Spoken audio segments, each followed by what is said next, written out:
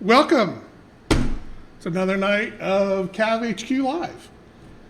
I am your host, CAVBoss. Hello, hello, hello. Welcome to the stream. Hopefully we'll have lots of juicy things to talk about tonight. I've got a few things on my mind. Hopefully I'll stay on target tonight. So hopefully everybody's having a good night so far. We're going to wait a couple of minutes, let everybody kind of filter in, because you know how everybody goes. Thank you, Amrin, for the subscription. Juicy.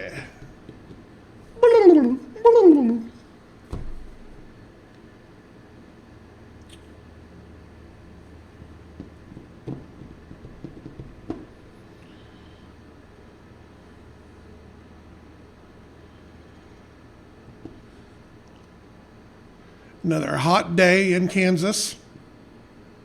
I tried to take it a little easier today, so I wasn't such a mess for the show. Last couple of days, I worked out in the lot till, 9:30 or something like that at night.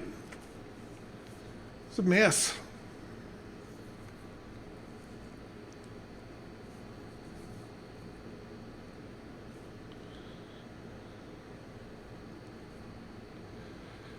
Yeah, well, Monday and Tuesday Monday was the better, but Monday and Tuesday were cooler here, but it decided to kick back in today. The wind's been blowing out of the north, but it switched back around to the southwest, and it got a little bit warm today. And we had a new security system that was being put in today, so they were coming and going and had all the doors open and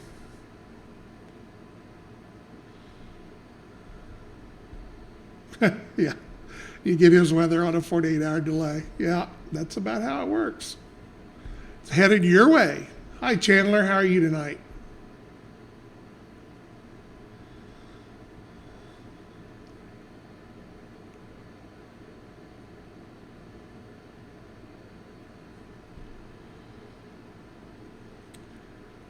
Yeah, well, that part of it is all good. It's in a nice, secure, cool, non-humid area.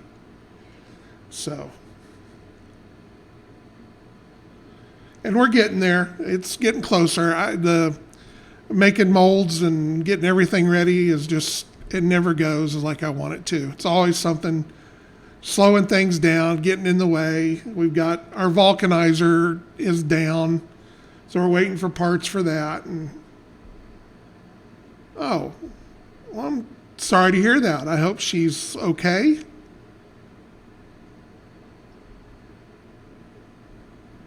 That it's nothing serious, hopefully.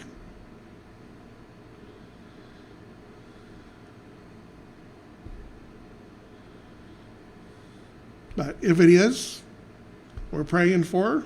So hopefully it will all work out good.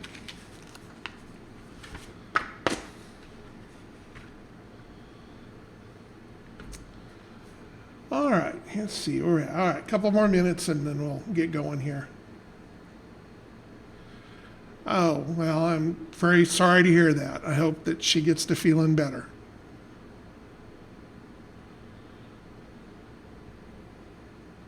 That's never a good thing at any point, so.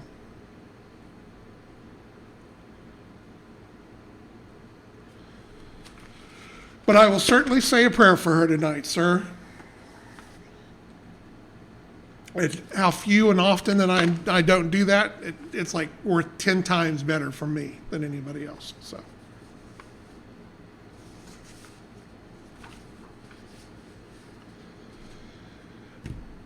okay. Oh, just another minute here, and we'll get everybody going. And we'll start talking. Lots of little goodies to work on tonight, so. Even I have notes. I have papers.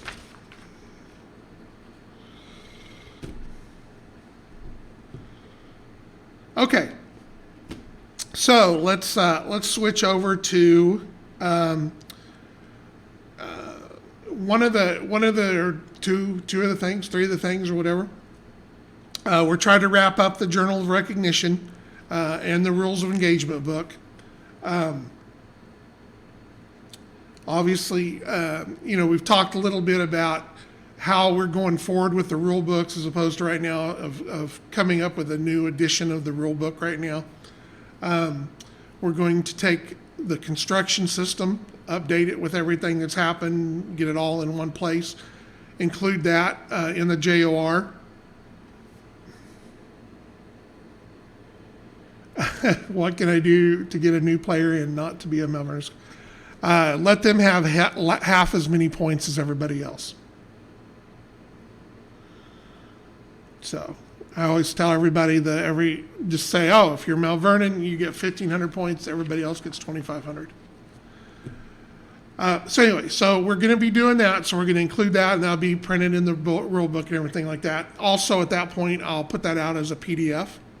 Hopefully, we'll have it all nice and indexed and searchable and all that nice things. Same thing with the rules of engagement. Well, that's going to be the campaign system. We're going to include the updated rules, that 30 pages or whatever, and get that all cleaned up in one place.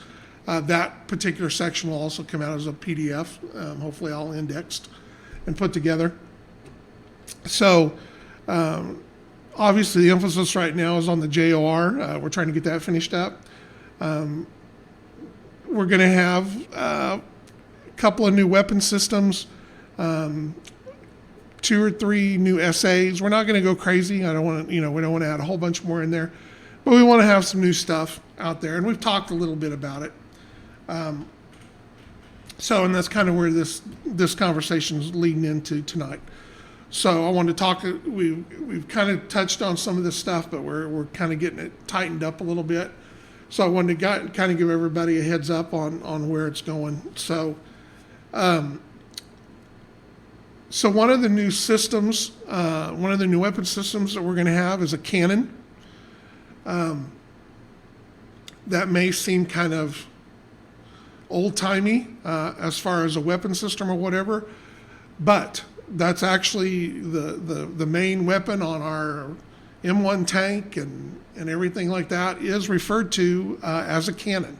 That's what they are. So, being more military and, with our deal, I wanted to keep that in there for that type of a weapon. So the cannon is kind of somewhere in between the autocannon and the MAC as far as its base numbers. And then large bore kinetic mass driver. Well, it's at least a smooth bore for sure. So anyway, and we'll go. We've kind of talked about it, and we'll go into that. But cannons are single weapons, so you can't match them to get 2. You can't put 2 in one location or whatever. But the trade-off is you automatically get assault 1. So that's basically, that saves you an extra half a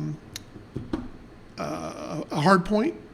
So and allows for if you've got just one gun, especially on a tank or something like. And also the cannons can only be mounted on vehicles and quads, by the way. So it's got some goodies there that goes with it. Now, as we always have with a new weapon system, we always have a new SA that goes with it that makes it kind of different from everything else. And, well, they can, and we'll get into that as well. You can, because the linked, it's kind of matched and it's not matched, okay? But as far as you match, you cannot, and we'll get the wording better on that, but the match means you can't load 2 up in one location, so is where that goes. By the linked is actually making a larger caliber weapon or whatnot, so it's the wording needs to be cleaned up a little bit on it. And I'll go into that here in just a second. So the new SA that goes with the cannon is going to be called Onslaught. And basically, Onslaught is a type of an SA that has a big bang at the beginning and then kind of whimpers off at the end. So basically what happens is it uses a variable set of dice. Yeah, sort of. Some of the wording is going to change for the update, so that it'll be a little clearer. And anyway, so Onslaught is based upon the range of the weapon. So it's a great weapon up close. It falls off as it gets further. So like on a short range shot, you get to roll 4d6 and take the best two. Medium is 3d6, long is 2d6, and extreme is 1d6. So it falls off at the end, but depending on your modifiers or whatever, you can still possibly hit with an extreme range shot. It's just not going to be as good. So yeah, I mean, you can kind of call it as a shotgun or whatever, but it's like I said, you're just getting a better chance to get higher numbers. And when you roll the 4d6, if you do two d6s or 2 6s, then you get to take those two, and that makes it a critical roll right away. So your chances of getting a critical roll or a critical success is much greater. All right, so does that mean if an extreme range shot rolls a 1, that means everything is a 1? Does that mean botched and ammo risk? Yes. So, well, no, because I don't have that part all worked out yet. So we'll get into that these are just kind of the preliminary deals. And as we apply, because I don't know that we may not apply the ammo SA to this particular deal since it's a low firing weapon, blah, blah. Oh no, that's fine. No, it's good thing. It's good things to make sure that I make sure that I've got on my list to how does, I'll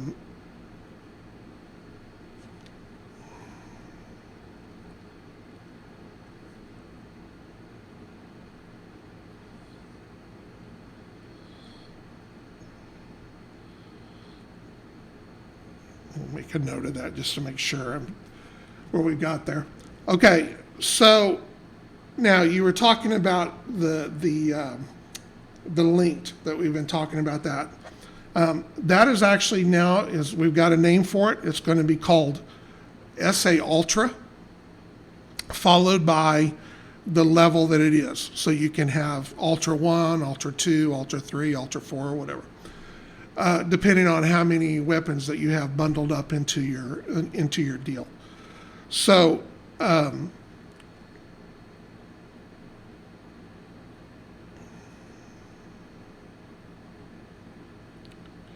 to go on my deal. That and the SA can still be combined with. And this kind of goes into what your deal is. The way that we talked about matching is like improved chassis. Okay.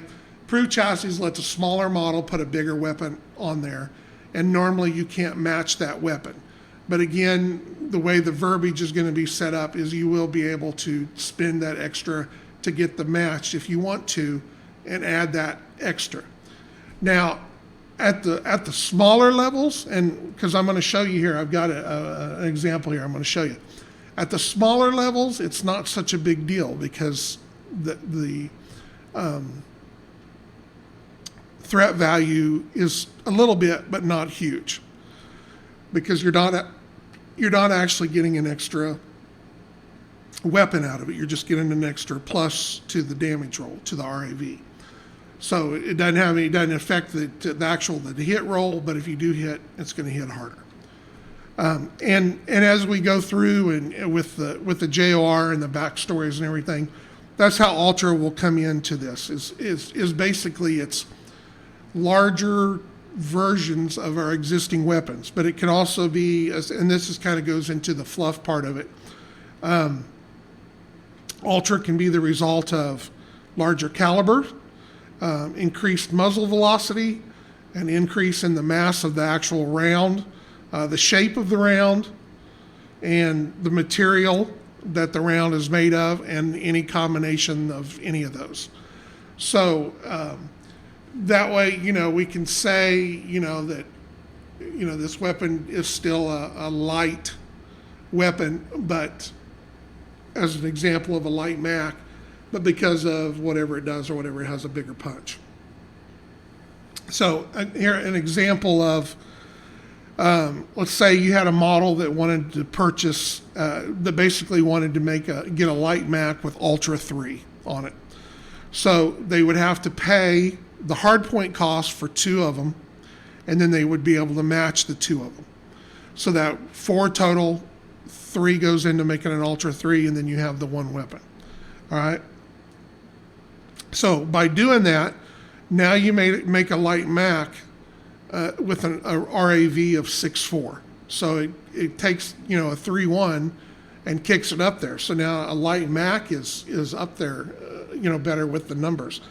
And it helps, maybe if you want to have a smaller model, but you didn't want to have to put the improved chassis or something on there or whatever. But here's where the kicker is the base threat value of the light Mac now is, with an Ultra 3, is 147 points. Now, that's not so bad as at a smaller CAVs, 6s and lowers. It's not going to have a huge, other than, percentage-wise it will. If you have a 200-point model and you add 20 points to it, 10%, now it's 220. That doesn't seem like a lot, but, percentage-wise it is. So what I've got here, I'm going to show you, because I was working on some cards today. So here is the normal dervish. Let's see here if we can stretch it out a little bit, make it a little bigger, because we don't need it. Get off here. Okay, so here's the normal dervish, and it's harder to see on my screen because it's smaller. But as you can see, it has, and here's another thing.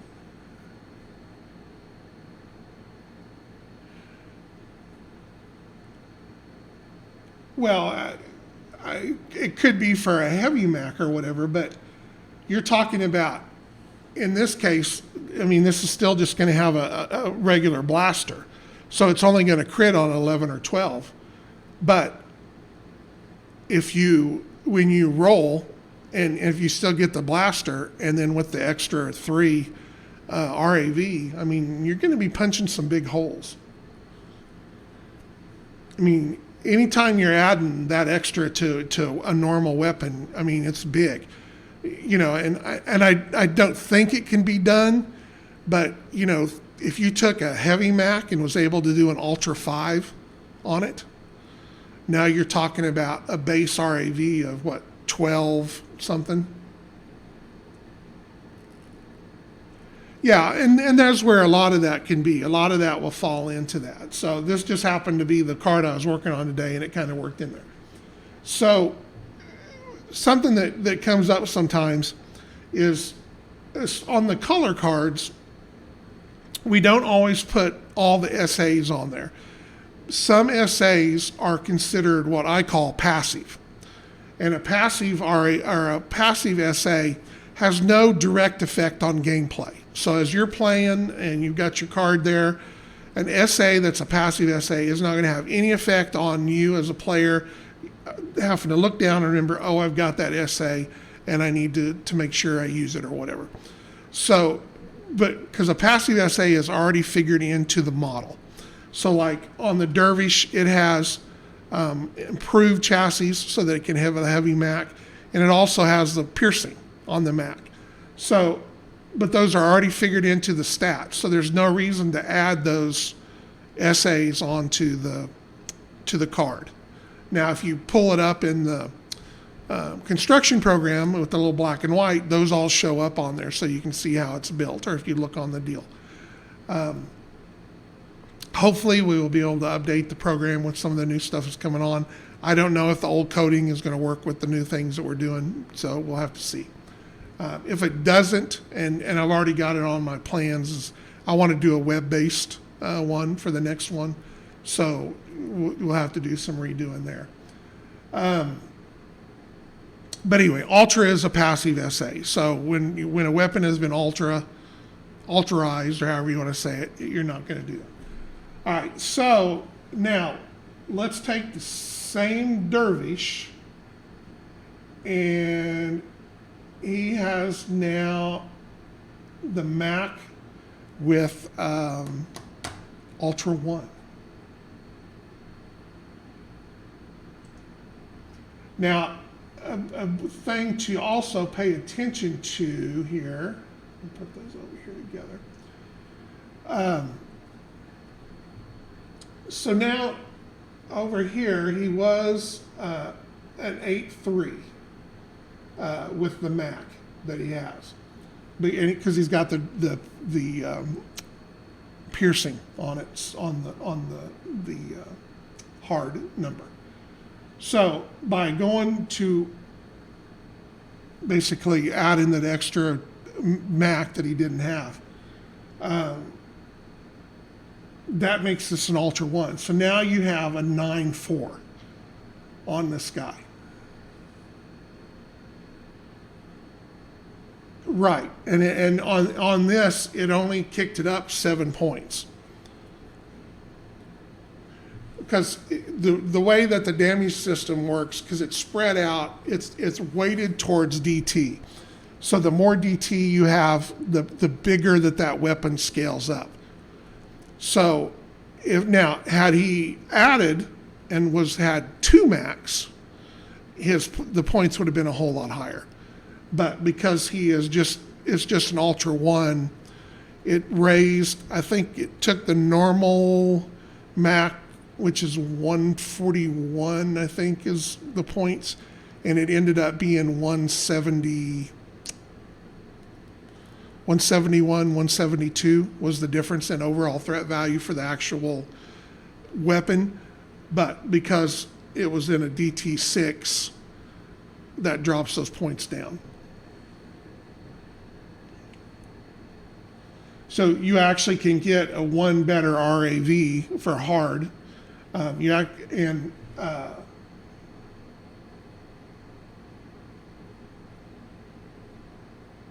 then in soft for an extra 7 points.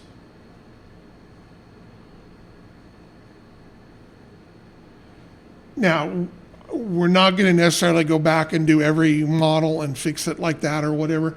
This was just, I think, one that it worked out better to do it this way on him because it goes more into his story. I mean, he's basically a big gun with 2 legs. So by kicking that Mac up a little, giving it a little more beefy deal, I think it fits more into the story.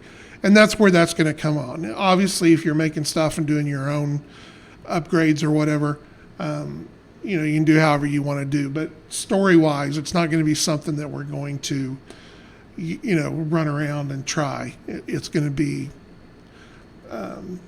used at where I think it needs to be used. But the nice thing about it is it uses the same weapons that we already have, but changes the numbers for them. So it kind of gives us a different mix.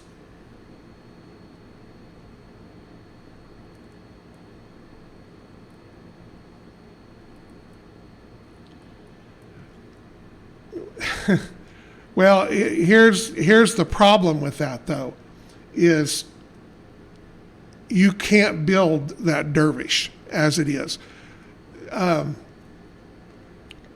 We gave him, this is kind of an attribute, an extra attribute for this particular model, is he has more ammo bins than he would normally have as far as the amount of hard points that he has available.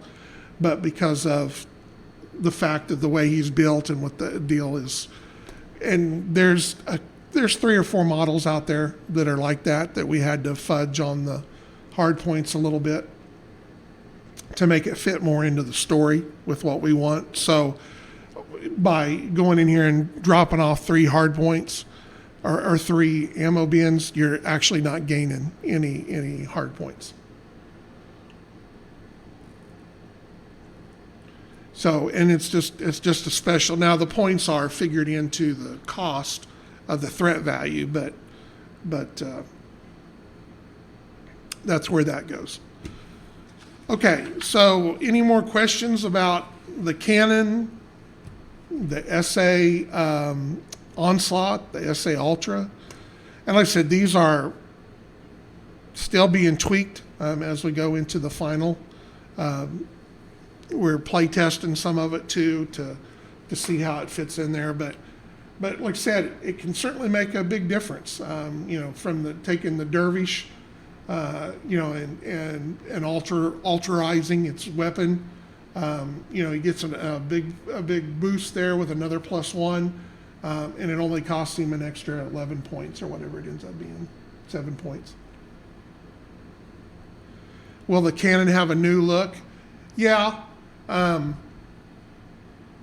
it will. I mean, it's going to be more of like a tank.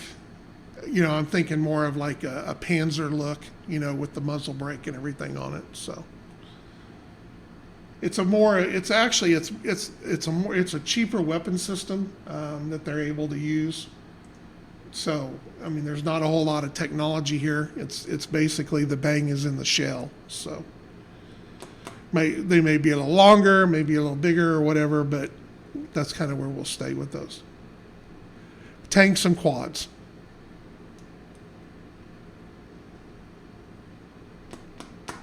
Yeah, vehicles and quads. We're not going to have no calves running around with a great big cannon sticking out of its chest.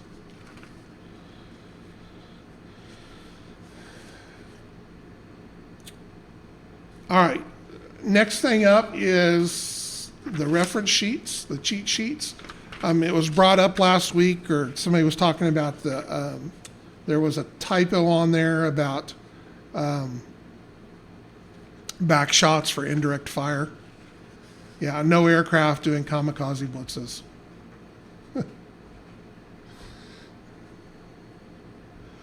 I just couldn't see a great big barrel sticking out of the chest of a cav. I just couldn't make myself do it. So, and this is actually in the errata as when this was put in there. So, yeah, you don't get a back shot for indirect fire. There is no modifier for that. So I went in there and fixed that. I had meant to upload this before I came up here, but I turned my computer off earlier and I forgot to. So I will put it up in the morning when I come back in and get everything fired back up. Cleaned a couple of things up on it that needed to be cleaned up on it. But, and this is something I've talked about a little bit and lean towards and everything like that, is the stationary rule. Yeah, you can come up with something big. I know that there's some Gundams and stuff out there. They've done that too, but I don't know. It looks kind of silly. I'm having a bad enough trouble right now with the Kodiak.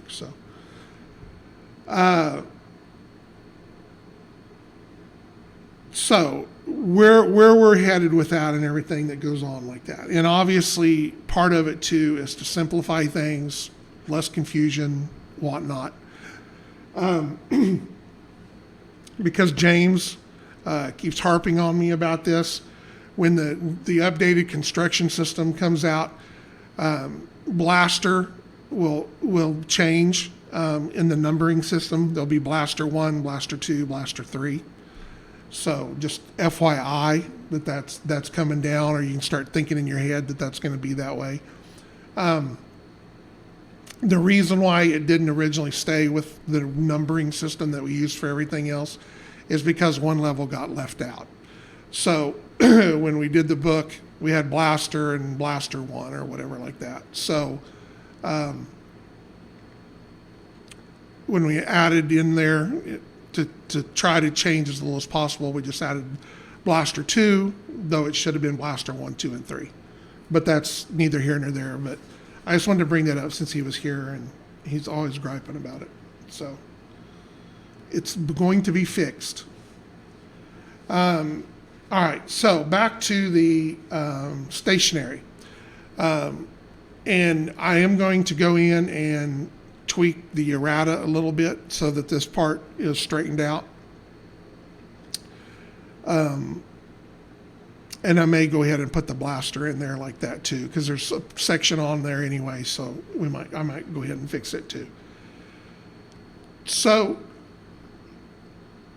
the stationary rule was another one of those that I originally had in the original game, and I got talked out of it, and I didn't put it in there. Well, after a while, I've talked myself back into it needs to be in there. CAV is a game of maneuver. It is not a game of sitting around and picking a location and just sit there and roll dice. I hated that about BattleTech. I hate that about any game. Any game always seems to get that way. Everybody gets to that perfect spot on the board where they're at the perfect range, and then they just stop and sit there and shoot each other till one side or the other dies. So I want to penalize you for doing that. So if you as a player keep on the move, you're not going to get that modifier. If you as a player decide to sit there and gun it out, you're going to get that modifier. That's just the way it's going to go. This is pretty much set in stone, so you can argue with me or try to convince me otherwise, but this is what it needs to be, because CAV is a game of maneuver. It is a game of maneuver to either not stay all the way back at the end and shoot at each other. You know, there's got to be a reason why you stay there or whatnot. So with that in mind in there, and then we have basically three model states that are technically the same thing. You have, yeah, it does. And I'll go into that, why that is too. So, because it's the perfect number to offset double time. Double time, you're moving faster, you get a +2. If you're not doing anything and moving, you get a -2. They just wash each other perfect. So, but like I said, stationary, immobile, disabled are basically the same model state. It's just a different description. So going forward, there will only be one model state of immobile. Okay, so stationary is going to go away, disabled is going to go away. It's just period immobile. And so if you choose whether you've got your leg or your track shot out from you, or you just stand still, you are considered immobile, and you're +2 to hit. So if you do no kind of move during your current activation until your next activation, you are considered immobile and are 2 easier to hit. The attacker is going to get a +2 to his roll. Now, so, and like I said, that drops the model state list. It's less things for you have to keep track of. The number is going to be the same. We've already changed that. Everything's to 2, so everything's going to be on the same thing. Another model state that we have is knockdown. And knockdown really doesn't need to be a model state. Knockdown is more a result of damage or being shot. So it's on the same level of having your breeder destroyed or a leg damaged or whatever. Knockdown is something that happens, as a result of damage. So knockdown is not going to be considered a model state going forward. It's just if you're knocked down, you're knocked down, and that all goes with being prone. So the wording, I'm still tweaking on that a little bit, but that'll be basically how it goes in. Whether you're prone or you're knocked down, you're laying on the ground, you're considered immobile. Okay. If you just lay there and don't do anything, you're considered immobile and get the +2 to hit. Now, a question that had came up with is how is that going to work going forward with revetments, haul down, everything like that. So gave it a lot of thought. I had this, I thought of this, I did this. And basically, they're going to stay the way that they are. The only thing that I want to tweak on that is revetments for CAV. I know it says a revetment for a CAV is 3 deep with a step, and they can step up and do pop-up or whatever. That's going to go away. A revetment for a CAV is 2 levels. Vehicle revetment is 1 level. And so if a CAV is in a revetment, their revetment, they receive a heavy cover. Same thing, a vehicle is in there, but it can shoot because of haul down, all right? So how it's going to work with immobile is they're just a wash. That's the benefit of doing that. If you want to go into, if you are set on building a defense that you want to sit still in and not do any kind of move action during your activation, if you get in a revetment or if you go haul down in a vehicle behind a level 1 hill or whatever, or you're a CAV and you move into that revetment, you receive the heavy cover modifier, which washes out the stationary modifier. So you can stay stationary, and you're two less to hit if you want to stand there, and that's how they're going to work. Same thing with trees. If you want to sit in a light tree area, then your immobile modifier is going to be a 1 instead of a 2. The light 2. A heavy woods is going to do a 2. Is a wash there as well. So that works the best within the rules. We don't have to make any big changes. We don't have to be anything like that. That's just the way it's going to go. So hopefully that fixes that question and gives you the answer that you needed for that.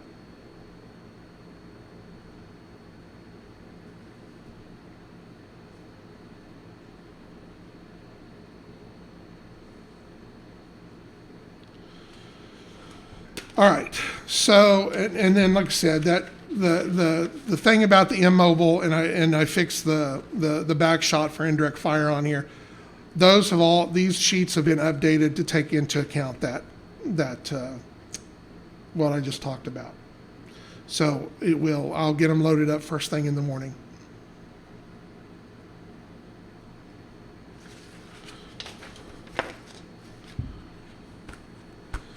All right. Let's see, what else did I have that I wanted to talk about? I'll also be adding that to up onto the forums with all that explanation on there as well. And by the way, the new Dervish card is uploaded onto the caller data cards. I haven't put a link to the Dervish 2 yet, but I'll get that up there tomorrow too. I just didn't have a chance to get to it. Yeah, it's just simple math. It's just basically, and it's not even something you're going to have to figure into the math. It's just simply, if you are at a vehicle and you are haul down, whether behind a level 1 hill or in a revetment, or you are in there, well, that's the trade-off. The fact that you are, there's no difference. I mean, here was an example that we brought up, I think when we talked about it last time. You as a soldier know that there's a guy up there that if he comes around the end of that hill, you need to be ready to shoot him. So you kneel down, you set yourself up, you stare down the rifle, and you wait for that guy to come around the corner. But by doing so, you have opened yourself up to anybody else that has line of sight to you. So,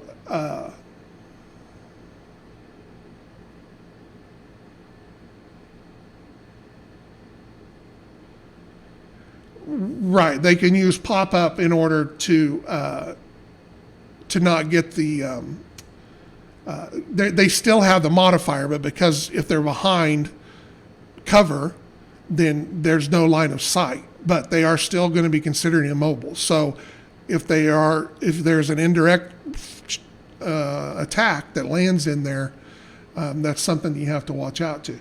But again, that's a trick on how you want to think about how you move.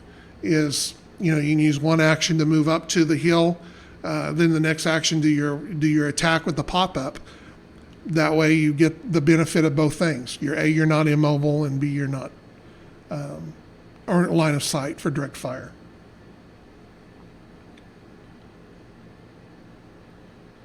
But that's the same thing with the trade-off with Overwatch. If you want to stand out there, and again, that makes you plan on your Overwatch. You want to either make sure that you either pick a good location that everybody doesn't have a line of sight to you necessarily, or you're not the one that they need to shoot, or you're in heavy woods, or you're behind a level 2 terrain. There's things that you're going to have to plan to do. But does a knockdown model still spend an action to stand up? Yes, as a move action. It's just that's kind of in a semantics thing. It's a knockdown is not a state anymore. It is simply a damage effect, or an effect of damage.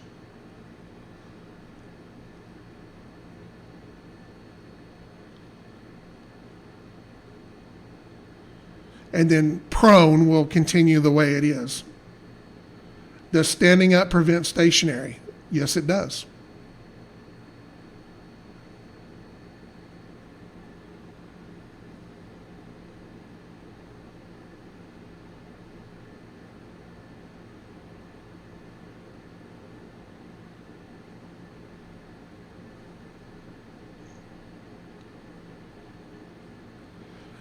On the +2 to hit a unit that didn't move this turn, isn't that going to basically screw anyone using target lock then? I don't know that it's necessarily a screw. Again, it's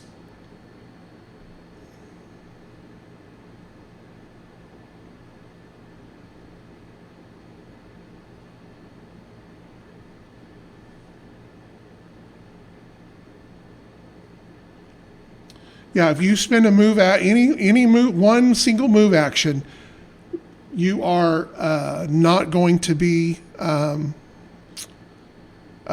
stationary, and you remain unstationary until your next activation. Exactly, it's going to make EST even more important.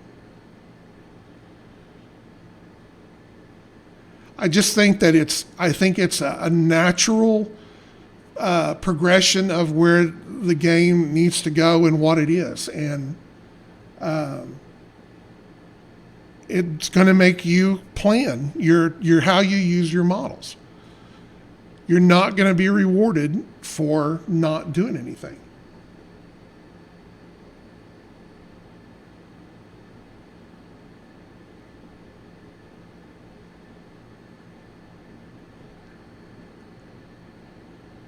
And make it utterly pointless to put a gun on a recon model. I don't see how that would make it pointless to put a gun on a recon model.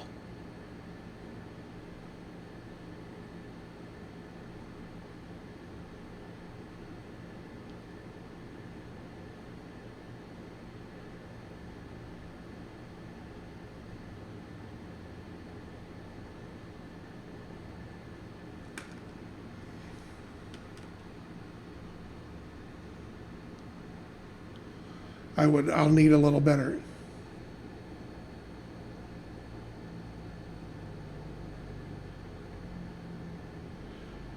If you need a recon model to do that, and that's what he's doing, then I guess that's one way to look at it. But by the same token, you're going to have multiple recon models out there, or smaller guys, or whatever.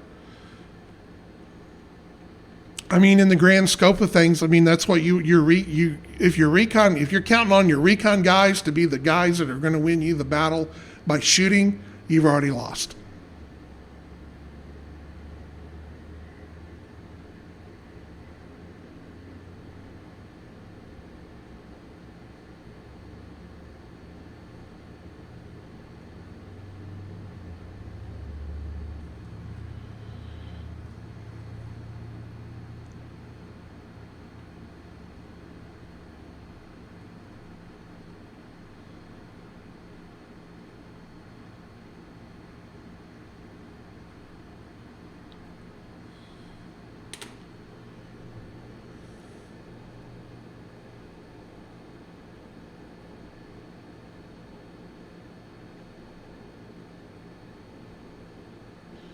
Recon guys who stay alive are often very decisive at the end of the game when the big guys are all beat to heck. Well, and at that point, you're just playing cleanup.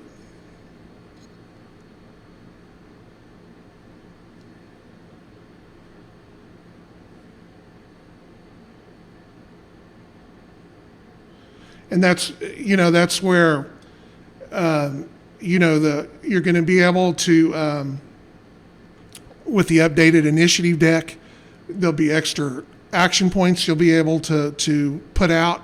It makes your command points where you spend an extra action or get an extra action. It's all a tactical thing.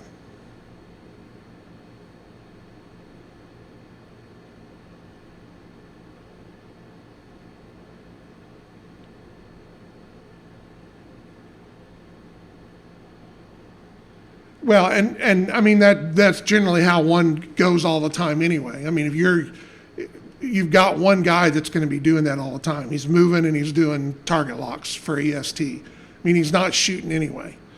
But you have multiple ones that will be able to do that will be moving and shooting.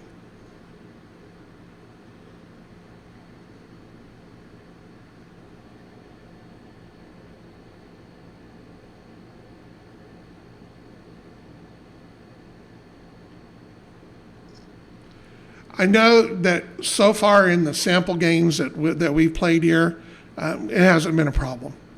So I really didn't. It did what it was supposed to do.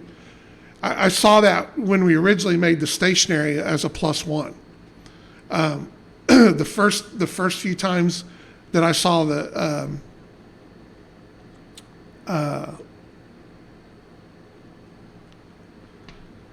down at Texas Soldier, when they started playing it with it, it immediately made people start moving. And the 2 is just a natural progression of that. It makes it even more, it fits with the opposite of the double time and fits in with all the other essays or with the model states as to what we want it to be.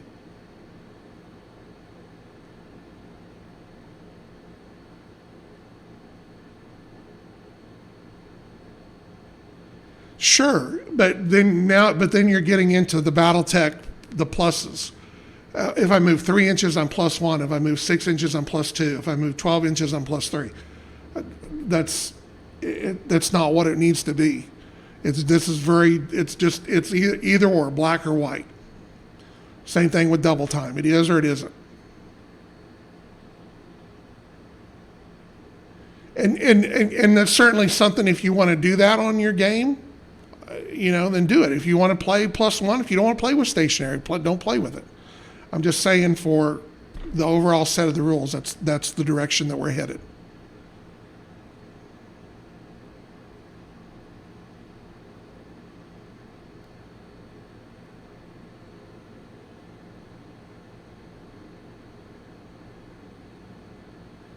Not if the intent is to stop the walking pillbox effect.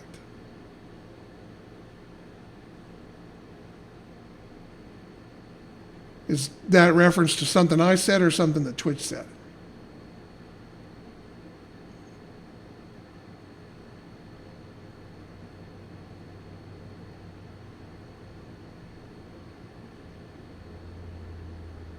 Oh, okay. I was like, what did I do now? And I'm not trying to make anybody mad. I'm not trying to on the deal like that or like that. It's at least try it out. Give it an open mind. It's not kicked into stone yet.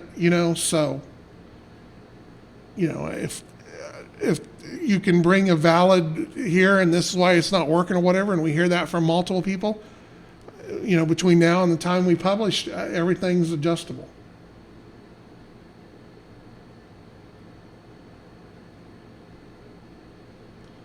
And it is. I mean, it's just in the wording.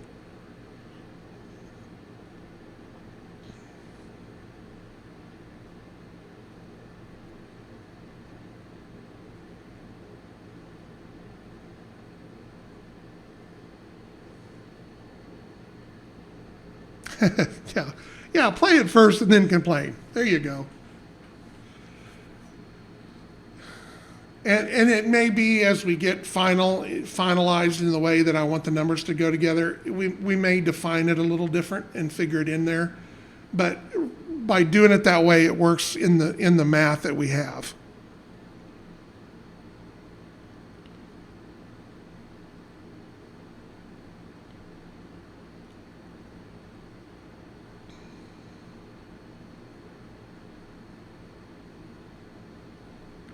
And also take into account too, in the grand scope of things, a +2, especially on a 2d6 system, sounds huge, and it does make a difference.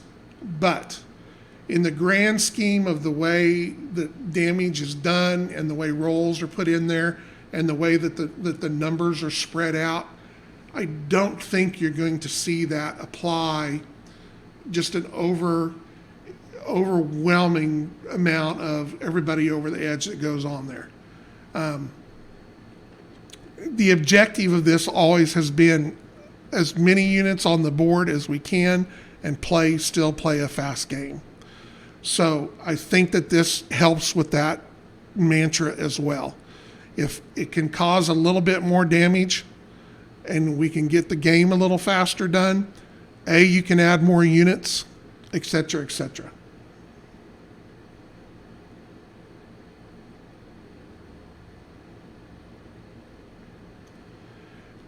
Right, and that's the other mantra of CAV. For every plus, there is a minus, okay? So if you choose to stand still so that you can do your target lock or do Overwatch or whatever like that, that's all fine and dandy. The trade-off is you are harder to hit. And it will make you think where you're moving. You know, I'm not going to move out into the middle of the open board that everybody has a direct line of sight to me. I'm going to try to use my heels. I'm going to try to at least keep this side of the board from being able to shoot me. It'll make me move this guy out to use him, like I said, as bait or as the target while I take these guys and do this. I think it'll affect the tactical side of it. Exactly. And you're going to see that a lot. There'll be, obviously with newer players and with younger players and stuff, they always look at the numbers. Oh, this guy over here is +2 easier to hit, so I'm going to shoot him. Even though this guy's 6 inches away from me and is getting ready to clean my clock. I have better numbers to hit this guy, so I'm going to shoot over here. I've seen that in numerous games my entire life. I'm like, why? I've got this great tactic. I got it all set up. Here I come. Oh, why are you shooting the guy that's on the opposite end of the board? Oh, because he's already wounded. I want the kill. I know I'm going to die, so I'm going to take him with me. Low-hanging fruit, exactly. I'm like, no, wait a minute. That's not how I set that up. I don't know how many times I've played a game where I've got a damaged guy or a guy right in somebody's face. It's going to just pummel him if he doesn't do anything or what. And they will stay there and they will shoot my recon model that is 30 inches down the board that I finally had to run from cover to cover. And that's the guy that he takes the shot at and takes out.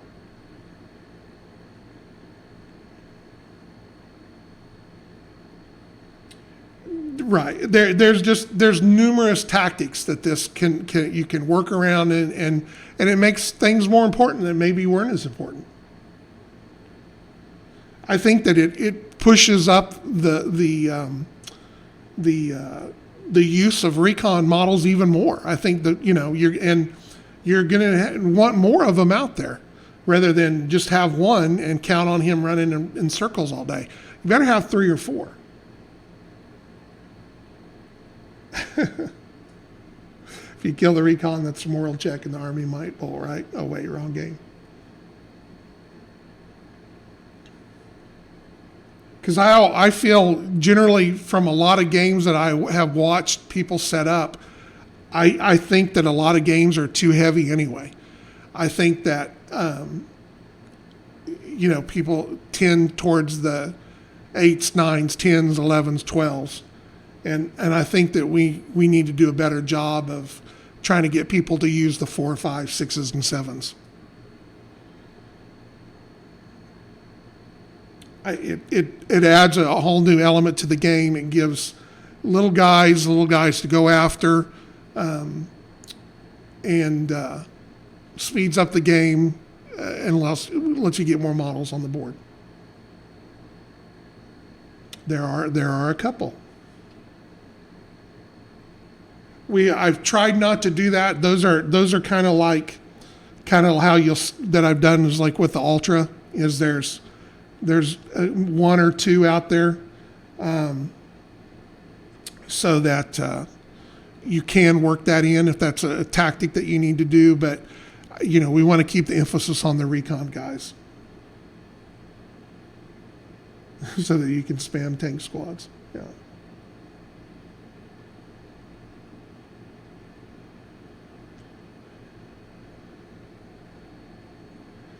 And that makes a huge plus on upgrades.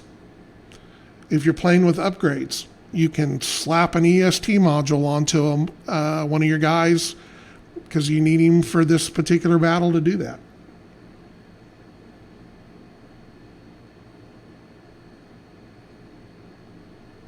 There is. I'm pretty sure.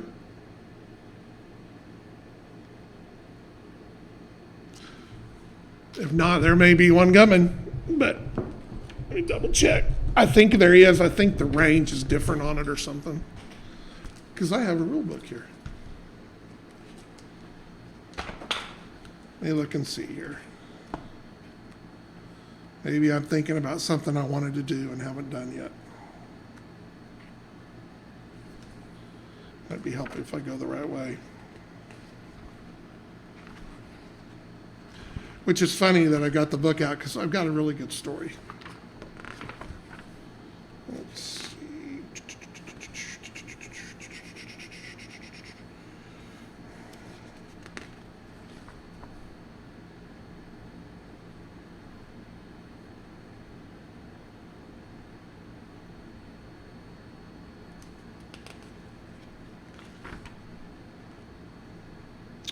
Okay, well, maybe there's not. Maybe I was just thinking about the ECM and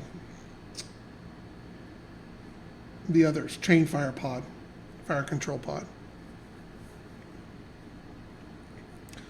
Well, you never know. There may be one that's coming.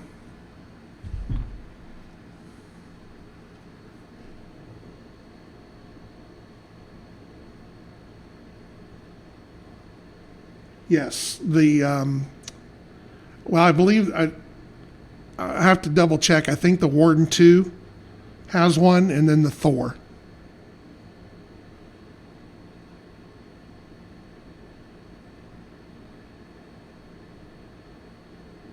But we'll see if we can come up with some kind of external EST too. It should be in there since we have all the others able to do it. So anyway, story with the rulebook. So the two guys show up today to install our new security system. Well, the first guy comes in, he's just a guy. Second guy comes in, he's all bubbly and bouncy. He's like a rabbit coming across the field. And he's like, man, he starts seeing all the stuff in here. He's like, I was so hoping when I saw the work order and it said Talon Games, I said that you guys were doing something like this with these games. So he goes like, yeah, me and my brother, we play board games, and we've tried a couple of miniatures games. He calls them ruler games. He said, we played a couple of ruler games. We really had fun in it. So I told him, I said, well, make sure before you leave, I said, holler at me. I said, I'll grab you your rule book.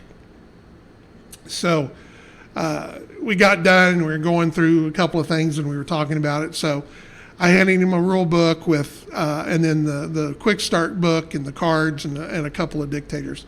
So take these and go play these with your brother. And if you have any questions, give me a holler. He lives over in Wichita. And it was like Christmas in June around here. I thought that guy was going to hug me and give me a kiss. So that made my day. I made somebody happy. Probably you'll look at it and go, wait a minute, this isn't Warhammer 40K. But at least for the moment, he was very ecstatic. So I thought that was pretty cool. It makes people happy. Well, we try. We try. We know we don't always make everybody happy, and I know I can't always make, not everybody can be the quarterback taking the prettiest girl, the head cheerleader, to the prom, but we do our best. All right, so that kills an hour, so we're done. You can't kill a grizzly with the main rule book.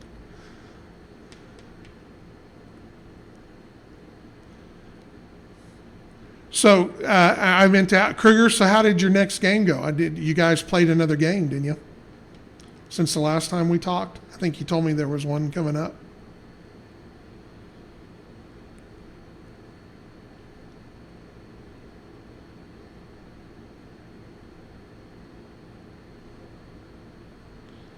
I don't know, was Cthulhu on here tonight? I did mean to ask him. Yes, Cthulhu is here tonight. Cthulhu, Sue Ellen told me about your problem, so I am paying attention to it, and she's supposed to forward me anything that comes up about it. So I don't know if they gave you a time frame that they were going to try to fix it, but don't worry, we'll make it right. I get it. So I guess, did he get it? Did your club get everything up on the wall? I guess, does he have a CAV section now there?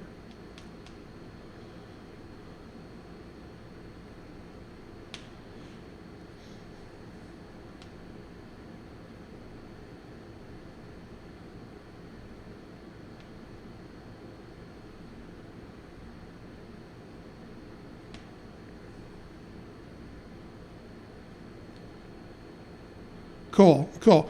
Well, make sure next time you're in there, get us a picture or two. Post them up on the forums or Discord or something like that, so we can show off his stuff. Hopefully, I saw Tim Peasley posted on that.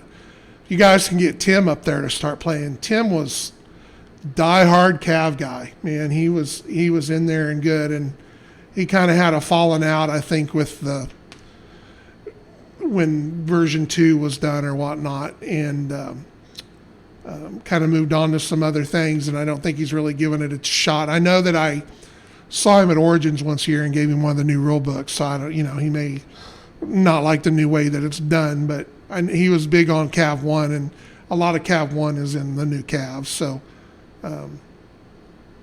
hopefully you guys can keep beating the drums and get Tim and his group up there.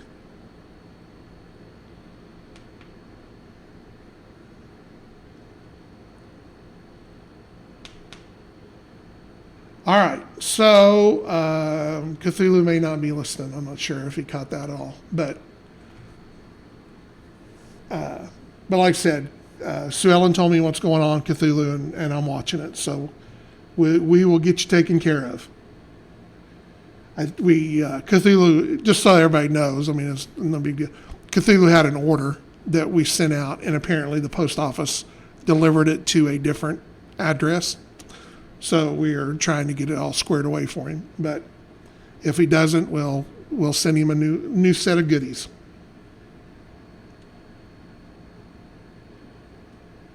All right. Well, I think that's going to take care of it for tonight. It's 9 o'clock. It's the witching hour. I'm getting ready to turn into a pumpkin.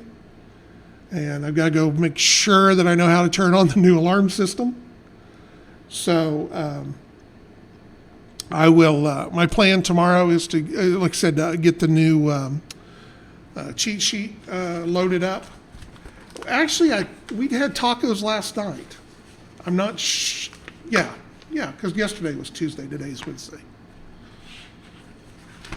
Yeah, so we were right. I was thinking, oh my God, we had tacos on Monday. But since I'm not doing a Tuesday show anymore, voila, we're good. Though I still didn't get home till 10 or 10:30 last night, so it was cold taco time.